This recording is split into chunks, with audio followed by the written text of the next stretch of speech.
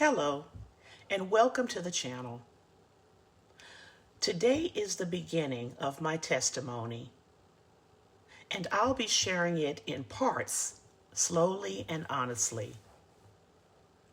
I want to begin at a very specific place, not at the moment where God intervened, but in the years before I had clarity. I'm not sharing this to ask for sympathy. I'm sharing it to give context because God often sees what we're carrying long before we had language for it. I stayed quiet for a long time because healing and understanding had to come before speaking. Vulnerability doesn't mean weakness, it means you're human. And to understand how God later intervened in my life, I need to begin where it all started. So I was born into what appeared to be a stable two-parent home in the late 1960s.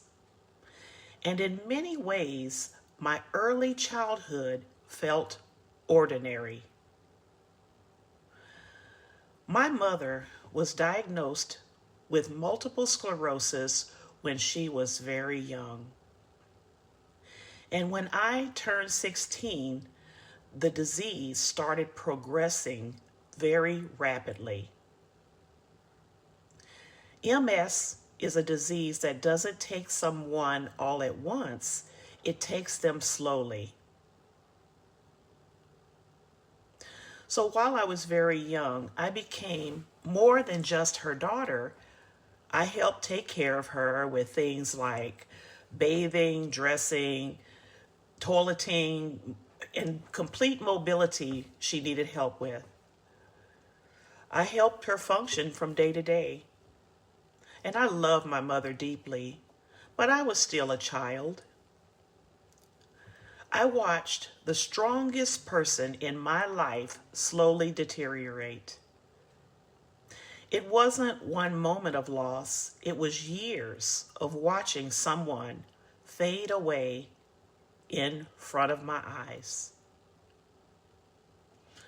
There was no space to grieve while it was happening.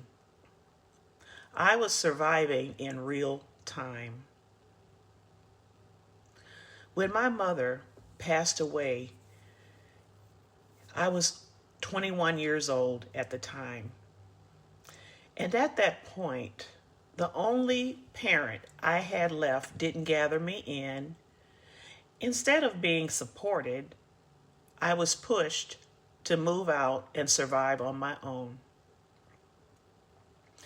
And that was the moment survival became my source of default.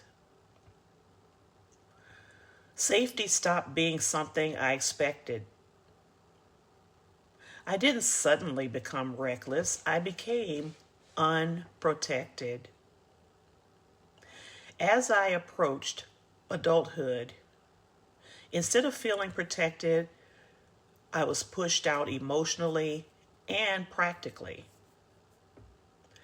I learned very early that I could not rely on the people I expected to rely on.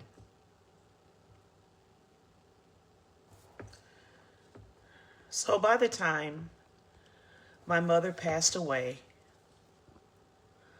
I wasn't just grieving her, I was grieving safety. I was grieving family, and I was stepping into adulthood already exhausted.